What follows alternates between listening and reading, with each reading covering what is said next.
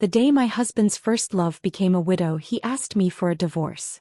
With our daughter's unwavering support, this silver-hair man directly turned away from me and married his first love. Their wedding photos, brimming with happiness, became a viral sensation. When they posted them online, the whole internet world was captivated by their love story. And that was when I walked into their wedding banquet. He staggered toward me, his steps unsteady, yet his grip on his first love's hand remained firm. His voice trembled as he said, "Cynthia, don't ruin my wedding. Let's part on good terms." I smiled. "I'm not here to cause trouble. I'm here to give you both a grand gift." Not long ago, my husband Albert suddenly asked for a divorce. I was stunned. He was 70 years old. What could have possibly made him think this way? Albert didn't bother sugarcoating it. "Kristen's husband passed away. She needs me now. I want to spend the rest of my life with her." My first reaction was shock and heartbreak. But then, almost instinctively, I started questioning myself. Had I done something wrong? Was this just another one of his tantrums? Surely this old man was just being difficult again. Otherwise, how could he come up with something so outrageous? But no matter what I said or did, his mind was made up. He was determined to leave me. It all happened so suddenly, so quickly. Just 2 weeks ago, he was still sitting at home, glasses perched on his nose, reading the newspaper while waiting for me to bring him his meal. And now he was someone else's husband. I swept my gaze calmly across the room. The venue was packed. Albert's students, old friends, and Kristen's devoted readers and admirers filled the space. Among them, someone stood clutching a large bouquet of fresh flowers, preparing to present them to the happy couple. That someone was my daughter, Lisa. The moment she spotted me, she hurriedly shoved the bouquet into the hands of the person next to her and pushed through the crowd to reach us. Her voice carried a trace of frustration as she said, "Mom, what are you doing here? Today is Dad's big day. If you're here to make a scene, don't blame me for getting upset and ask you out. Dad and Aunt Kristen were forced apart for nearly 40 years because of you. Haven't you had him long enough?" "Because of me?" I instinctively questioned. "What kind of person do you think I am?" Lisa's clear, unwavering gaze landed on me, her tone indifferent as she said, "Dad is a scholar and expert. His students are spread all across the country. He's a man of influence. And you're nothing more than an uneducated housewife." Kristen gently tugged at Lisa's hand. "You shouldn't talk to your mother like that," she said. "A housewife who raised you and cared for your father all these years. She's had a hard life too." Lisa's expression softened slightly at Kristen's words. With a sigh, she muttered, "Sure, Kristen, if you say so." Then she turned back to me, still impatient but noticeably more restrained. "Mom, you shouldn't be here. This is Dad and Aunt Kristen's wedding. You don't belong here." She was eager to get rid of me, shutting me out before I could even get a word in. The next thing I knew, I was being ushered out of the hotel's grand entrance. As if worried I might turn around and come back, Lisa quickly added, "Mom, Barry will be getting out of school soon and there's no one home. Why don't you pick him up and take him to the playground?" The mention of my grandson, sweet little Barry, made me pause. I took a deep breath, forcing down the simmering rage inside me. For now, I would let it go. I turned around, exhaling deeply, and decided to go pick up Barry. Just then, a group of young people came rushing toward the hotel. In their haste, they accidentally knocked me over. One of them quickly helped me up, apologizing breathlessly. "Sorry, ma'am, we're in a hurry for the wedding." From a few steps ahead, his companion called out impatiently, waving excitedly. "Hurry up. Professor Albert and Ms. Kristen's wedding has already started. Stop wasting time talking to that lady. We're already late." I watched as they disappeared inside, their energy buzzing with excitement. The dazzling glow of the crystal chandeliers inside the wedding hall made my head spin. On the massive projection screen, their wedding photo shone brilliantly, the hashtag love knows no fear emblazoned beneath it. It felt like a slap to the face. I let out a bitter chuckle. In everyone's eyes, I was never a match for Albert. I was never good enough. But once upon a time, I was the one who should have had the chance to go to school. My father had taken every last penny of our savings and paid for the tuition of his best friend's orphan son, Albert. And to make that happen, I was forced to drop out. That night, I overheard my mother crying, trying to suppress her sobs as she told my father, "You should have let Cynthia go to college. If you don't, she'll end up just like me." My father only responded by silently puffing on his cigarette. But I hadn't been angry. Not even then. Instead, I had been happy for Albert. I had rushed to him, bursting with excitement, and said, "You can go to school now. And when you come home, you can teach me everything you learn in college, okay?" The first time Albert left for school, he kept looking back with every few steps as if burdened with guilt. But I had only found him annoyingly hesitant. Back in the countryside, I worked even harder alongside my parents, hoping that by autumn, we could sell more produce so I could buy Albert a gift. That winter, Albert had once held my hand and made a promise. "Cynthia, don't worry. Once I graduate and land a good job, I'll bring you to live with me. We'll have a good life together." But now he looked down on me for my lack of education, saying we had nothing in common. More than once he had told me, "Cynthia, why don't you read a book when you have time? Learn something. Otherwise, I'll be embarrassed to admit to my students that my wife is really lack of education and not knowing well." Every time he said that, I couldn't help but think, at my age with a household full of responsibilities, where was I supposed to find the time to sit and read? And whenever I refused, he would grow impatient, toss his newspaper aside and walk out the door, muttering Kristen's name as he went. "I'm going over to Kristen's for tea. Maybe I'll play a round of chess with Frank while I'm there." Now I finally understood. It was never about playing chess with Kristen's husband, Frank. It was about seeing the woman he had always considered his perfect wife. Lost in thought, I stopped in my tracks and looked up. I had already arrived at the kindergarten. The playground was empty, all the other children had been picked up. Through the classroom window I saw Barry still inside. His teacher let out a relieved sigh upon seeing me. I couldn't get in touch with Barry's mom. "I'm so glad you came. Barry, your grandma's here to pick you up." I quickly took Barry's small hand, thanked the teacher, and led him outside toward the bus stop. Barry tilted his head up at me, his voice sweet and expectant. "Grandma, where are we going?" I smiled. "How about the playground?" His little mouth immediately formed a pout. "I don't want to go. I want to go to Grandpa's wedding." I was stunned. Even Barry knew about their wedding? How exactly had they explained it to a child? Did they tell him that his 70-year-old grandfather still couldn't let go of his first love, so he had decided to turn back and reunite with her after all these years? My mind was a tangled mess, but Barry tugged at my hand, swinging it back and forth. "Grandma, please take me.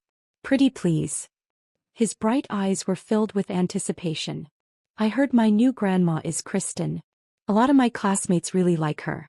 Now I can tell everyone that my grandma is a famous writer. Maybe then they'll stop making fun of me." I crouched down, taking his little backpack from his shoulders, and gave him a gentle smile.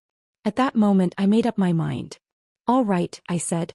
"Let's go to your grandpa's wedding." On the way, Barry kept chattering, his little voice filled with questions. "Grandma, does this mean you won't live with us anymore?" He paused, then added, "The other day I heard Mom and Grandpa talking about sending you back to the countryside." A sharp pain tightened in my chest. But I still forced a smile. "Do you want Grandma to go back to the countryside?" Barry's small face scrunched up in hesitation. After a moment of deep thought, he said, "If you leave, I won't get to eat your chocolate cake anymore. But, if people find out my new grandma is Kristen, they'll be so jealous of me." He kept mumbling to himself, weighing the pros and cons of his little dilemma, completely absorbed in his own thoughts. I couldn't help but chuckle, both amused and exasperated. At least Barry was honest about his feelings. Unlike his mother and grandfather, who hid behind their masks of righteousness. One was chasing after his so-called true love, while the other wanted a stepmother to boost her social standing. And yet they both placed the blame squarely on me. "This is all your fault. If you had just educated yourself more, we wouldn't have ended up like this." Albert's words before he walked out of our home for the last time still echoed in my mind. Lisa wholeheartedly agreed with him. "Mom, don't take it too hard. Dad and Aunt Kristen are a perfect match. And let's be honest, you're just a housewife. You've had so many good years with Dad. Shouldn't you be grateful?" Now even a child understood that they wanted me gone. Instead I screamed, "Dad, if you knew that the son you sacrificed so much for turned out to be an ungrateful man, would you regret it?" I still remembered the day Albert proposed to me after graduating from college. I had been hesitant, nervous. "You're brilliant, with a bright future ahead of you. How could I possibly be good enough for you? Don't marry me just because you feel indebted to my father. Neither he nor I would ever want to force you into that." But Albert had looked at me with complete sincerity. This isn't about repaying any favor. I just feel like we're a perfect fit. We'll be happy together. It had been such a simple, earnest confession. And I had believed him. I had believed every word. Back then, I thought love was about companionship, about building a life together, about trust. I never imagined that decades later, I'd be discarded like an old, outdated book, one he was embarrassed to be seen with. Now he stood beside Kristen, hand in hand, basking in the admiration of the crowd. The same man who once promised to build a future with me had rewritten our story, erasing me from its pages as if I had never mattered. I still remembered the night before my wedding. My father sat outside my door until dawn. The next morning when I opened it, I found a pile of cigarette butts at his feet. He looked up at me, his voice steady yet heavy. "Don't worry, Cynthia. If Albert ever mistreats you, I'll stand up for you." But my father died 5 years later before he ever had the chance to keep that promise. With no one left to protect me, Albert never had to hold back. And Albert, he was the closest person to me in this world. By the time I arrived at the hotel, the banquet was still in full swing. Albert and Kristen, glowing as newlyweds, stood at the center of the room, receiving blessings from their guests. Barry, the moment he spotted Albert, ran toward him with uncontainable excitement. "Grandpa, you look so handsome today." His childish voice rang through the hall, drawing a wave of laughter from the guests. Even Barry knew this was a joyful occasion. But no one in that room knew that the suit Albert was wearing, the one that made him look so dignified and polished, was sewn by my own hands. No one knew that inside the cuff, there was a single stray thread of blue stitching, stitched by me. He had once called it his lucky charm. And yet today he had pulled it from the depths of his closet, put it on, and married someone else. Kristen turned to me with a gentle smile. "Cynthia, come have a seat. Albert mentioned you'd be moving back to the countryside. What are your plans after that?" Before I could answer, murmurs began to ripple through the guests around us. Why is she here? A woman this ordinary, with no talent or accomplishments, actually managed to marry someone like Professor Albert? She must have had some nerve to pull that off. Right? And now that he's divorcing her, how could she possibly accept it so easily? But let's be honest, she was never a match for him to begin with. Just because their fathers were friends doesn't mean she had the right to hold on to him forever. Their words cut through me like 1,000 tiny blades. Memories flooded back, the ones I had long buried. Like how, despite years of marriage, Albert never once allowed me to visit his workplace. Not even to bring him food, clothes, or important documents. Whenever I had no choice but to drop something off, he insisted I leave it with the security guard, claiming I was just the housekeeper. Or the time I had timidly asked him to recommend some books for me. His response had been cold and dismissive. "Do you even have the ability to read them? Stop wasting time. If you have time for books, you should be in the kitchen. We're hungry." To him, I was never worthy of knowledge. Because if I learned to read, if I broadened my mind, he wouldn't have an excuse to belittle me anymore. And without that excuse, how could he justify leaving me? How could he justify running back to his precious first love? "Mom, what are you zoning out for? Everyone's watching." Lisa's voice snapped me out of my thoughts. She let out an exasperated sigh. "Just leave already. Here, take $100, grab a cab and go home. Don't make a scene. I'll come back after the wedding and have dinner with you, okay?" She pulled out the cash, ready to shove it into my hand. For years, I had been nothing but a housewife with no income of my own. And yet, they meticulously controlled every penny of my allowance, making sure I never had enough to save anything for myself. Every expense had to be accounted for. Even when I fell ill, I had to request money for a doctor's visit. But now she was eager to throw cash at me, desperate to make me leave. How ironic. I stared at the bills in her hand and refused to take them. Lisa hesitated, confused by my reaction. "Is it not enough?" she asked. "Fine. 300. No, 500. Will that do?" Before she could finish, I slapped her across the face. The crisp sound echoed through the hall. Lisa froze, too stunned to react.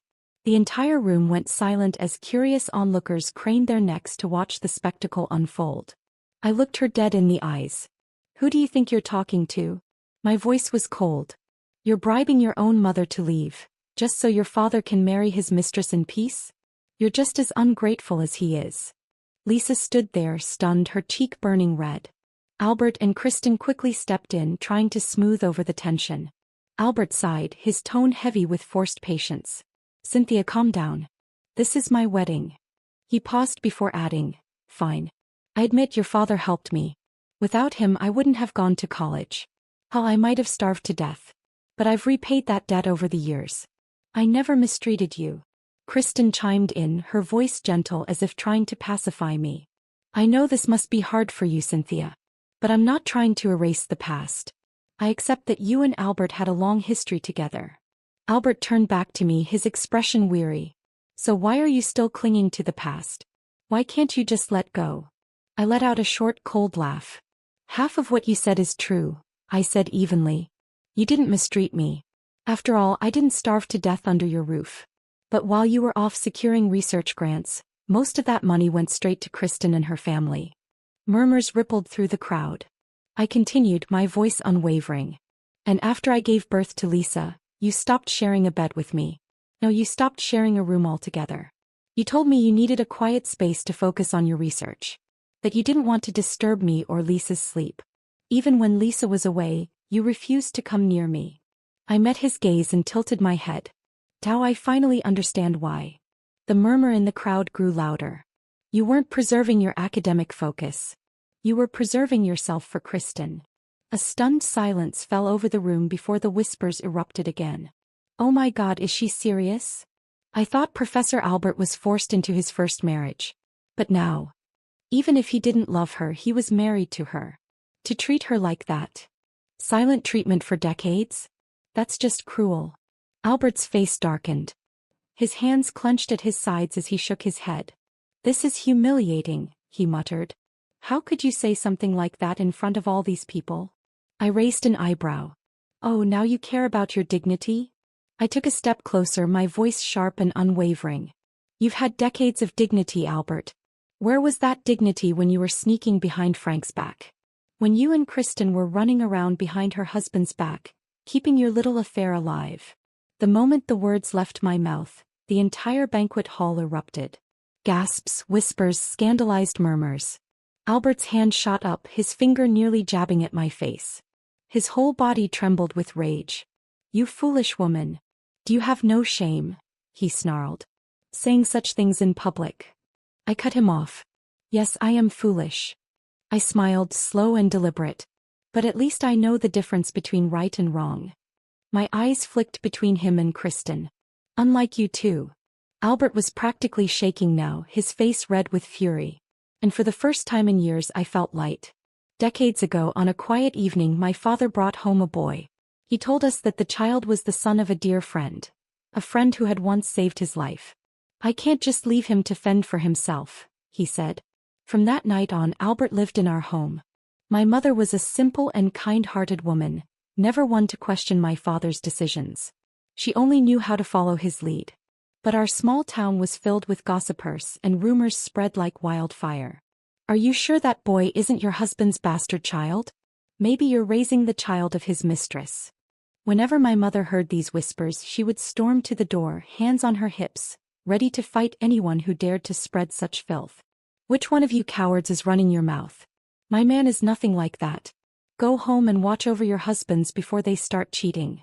She was fierce and unrelenting. But the moment she turned back to Albert, her expression softened. She would smile and say, "Don't worry, sweetheart. As long as I'm here, no one will dare bully you." And I, just like my mother, fought tooth and nail for Albert. Anyone who so much as mentioned his name in a bad light would find themselves at the mercy of my fists. Even the biggest boys in town knew not to cross me. Say one more word about Albert and I'll smash your skull in with a rock. Back then, I never imagined that one day things would end like this. That after all those years of standing by his side, I would come to realize that I had wasted my entire life on a fraud. Albert's voice snapped me back to the present, his face as cold as ice. I've already told you, I'm spending the rest of my life with Kristen. No matter how much of a scene you make, it won't change anything. Instead of embarrassing yourself, why not hold on to what little dignity you have left? I spat at his feet. I don't care who you spend your life with, I said. I never said you couldn't move on.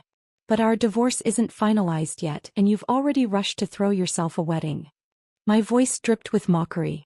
Tell me, who here is the one without dignity? I took a step forward, staring him down. You want a divorce? Fine. But I will not accept your terms. My voice grew sharper. I gave everything, to this marriage.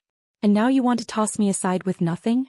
Do you think I'm too stupid, too uneducated to know how unfair that is? Kristen let out a low, contemptuous laugh, her eyes brimming with condescension.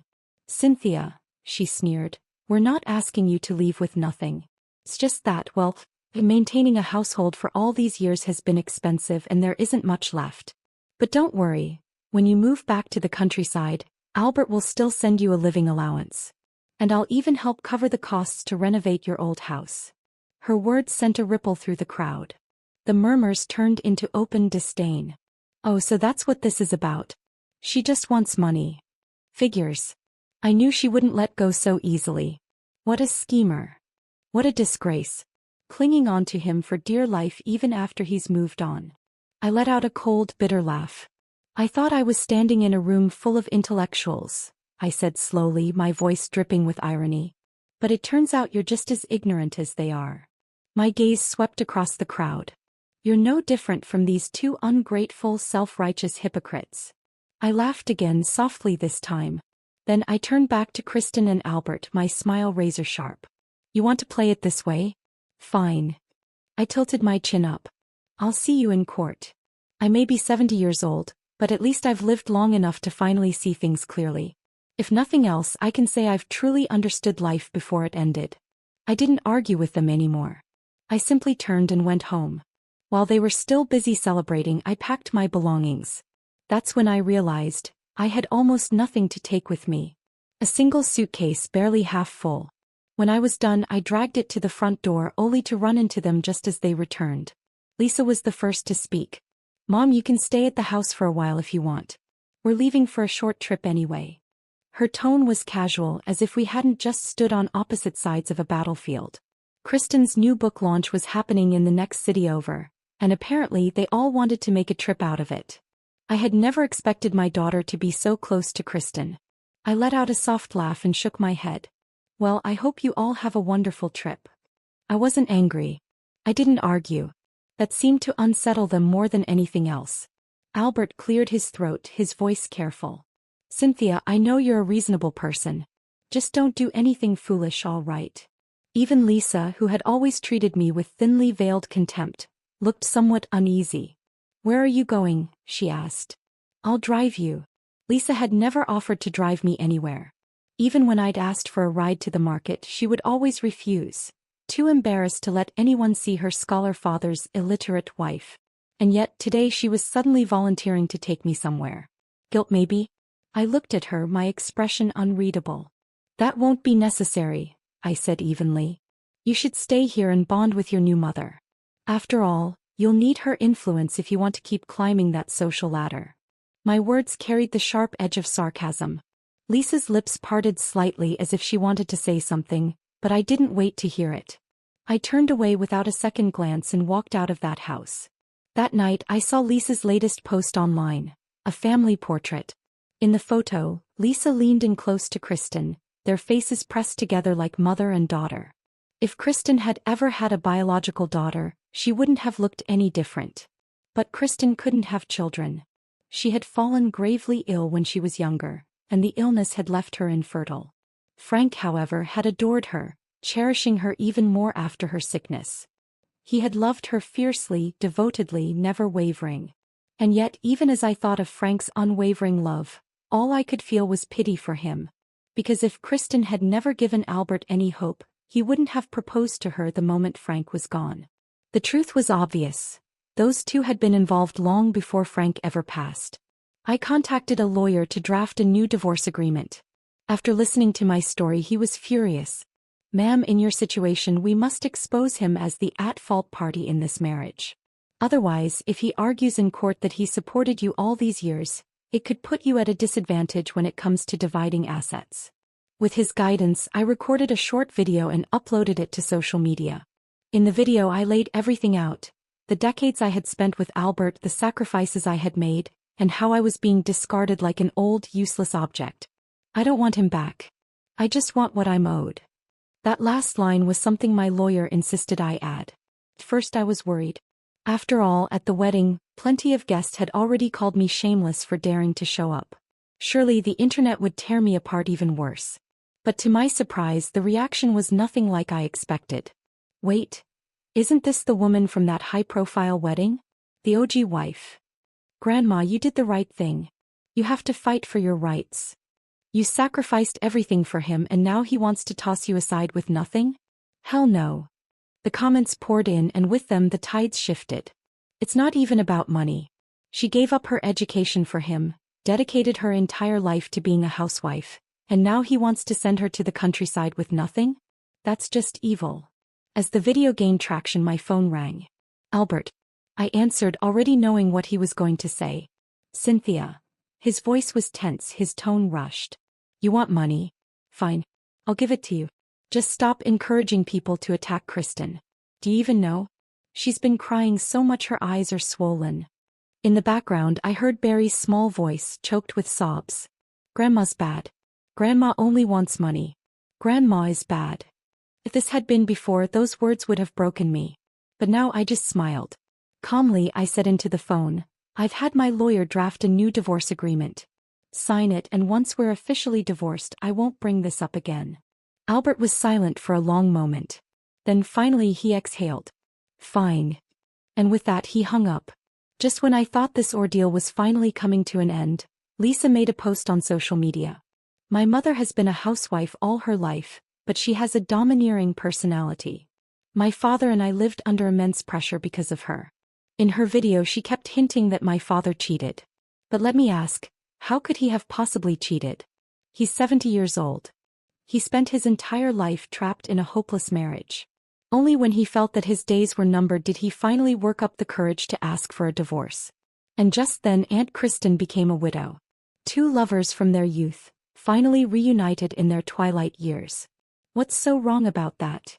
Her words stirred up a whole new wave of discussion. This time it wasn't just about me. Men who felt powerless in their marriages flocked to Albert's defense. I get where Albert's coming from. A wife that's too domineering? That's suffocating. After working all day, all a man wants is peace at home. If your wife is too strong-willed, life becomes unbearable. Kristen seems so gentle. Honestly, she and Albert are a much better match. And just like that, the tides turned against me once again. They branded me an overbearing old woman making a fuss over nothing. Not a single one of them cared about the truth. Lisa even sent me a message taunting me. I told you, didn't I? Stop fighting. Just go back to the countryside and live out the rest of your days in peace. With Lisa publicly defending Albert, he saw his chance to backpedal. The man who had once been so eager to settle things was now avoiding me. My lawyer couldn't reach him. Calls went unanswered.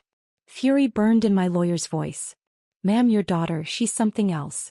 Does she not realize what you've been through? You gave your whole life to this family and this is how they repay you? Don't worry. I will win this case for you. Meanwhile, as public opinion turned in their favor, Kristen made a grand show of her victory. At a book signing she made a veiled remark, one clearly aimed at me. A woman, no matter her age, is always a rose meant to be cherished. And if she isn't loved, well, perhaps she was never a rose worth loving to begin with. The crowd applauded her poetic sentiment, oblivious to the venom laced within it. I let out a cold laugh. She really thought she had won. Just when everyone thought I was bound to lose this battle, I found someone willing to testify on my behalf. Frank's nephew, Patrick. Frank had never had a biological child, but he had always loved children. He had poured all his affection into his nephew.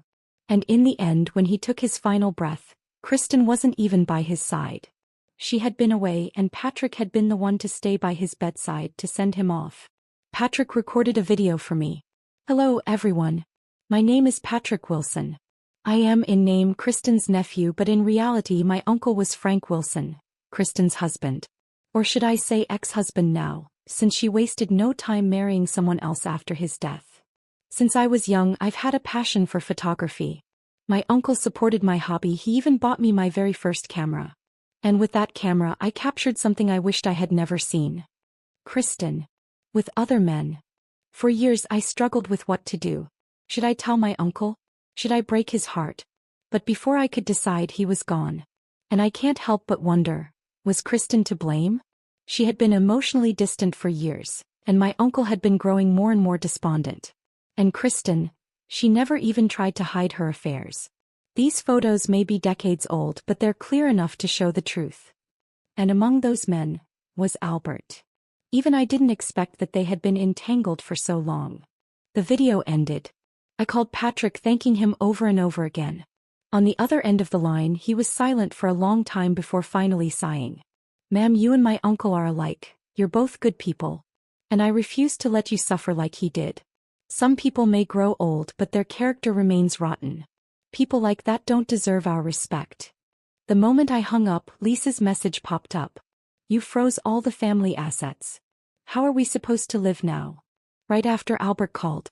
His voice was agitated. "Cynthia, how could you really go through with suing me? Do you want to ruin my reputation?" I didn't bother entertaining him. Patrick's video had ignited a storm. Public opinion flipped once again. My lawyer released an official statement.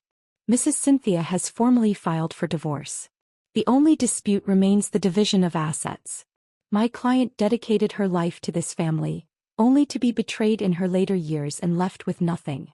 This is simply unjust. As her attorney, I will ensure that her legal rights are protected and will take legal action against those spreading false accusations against her. More and more people started speaking up.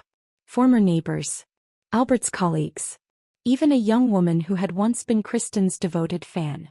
I used to admire Kristen so much. But after learning the truth, I can't believe I ever saw her as an inspiration. That one simple sentence carried an enormous weight. Kristen's books were pulled from shelves. Several publishing houses publicly severed ties with her, issuing statements condemning her actions. Integrity matters as much as talent.